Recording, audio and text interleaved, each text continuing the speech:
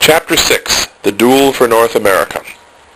England was not the only European power to try and establish a foothold in the New World. France also tried to establish a new base of operations here on this continent. Samuel Champlain, a soldier and explorer, basically established New France, and he was credited with being a driving force behind that. The colony of Quebec successfully was up and running by 1608, 1609. France was here, establishing good relationships with the various Indians and natives they encountered, and establishing a pretty lucrative network of fur trading and trapping. Robert La Salle explored the Mississippi River and the Gulf Basin. He ended up naming the territory Louisiana.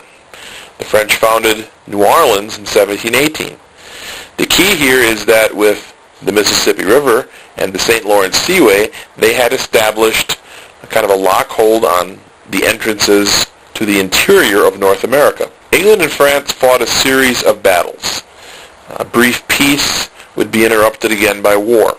A lot of times England made agreements that the colonists here in North America didn't like. Little pieces of land were given away. Louisburg comes up quite often. You see the first appearance in military matters of George Washington. He led an unsuccessful expedition in 1754 to the Ohio country.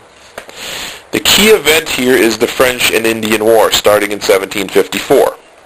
It was fought in America, Europe, the West Indies, the Philippines, Africa, and of course on the seas and oceans of the world.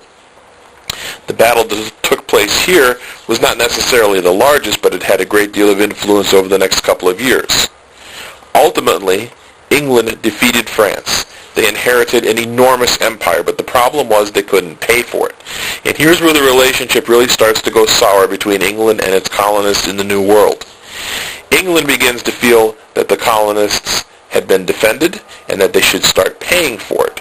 So they begin to look at colonists as much more subservient than the colonists view themselves. They believe that they held up the defense of England's colonies successfully, and they should have been given credit for it. They even successfully defended themselves against a rather successful Indian incursion led by Chief Pontiac. Pontiac, along with French traders, had captured a fort called Detroit, and they had kept up a series of attacks in the Ohio country until that was eventually quelled.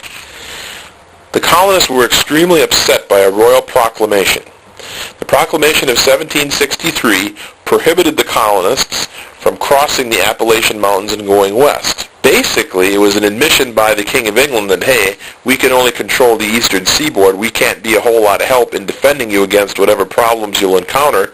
But the colonists took it as an insult that their ambitions were being contained. The ingredients for disgruntlement and unhappiness with the British Crown are all in place, and the relationship between colonists in the New World and England are going to deteriorate rapidly.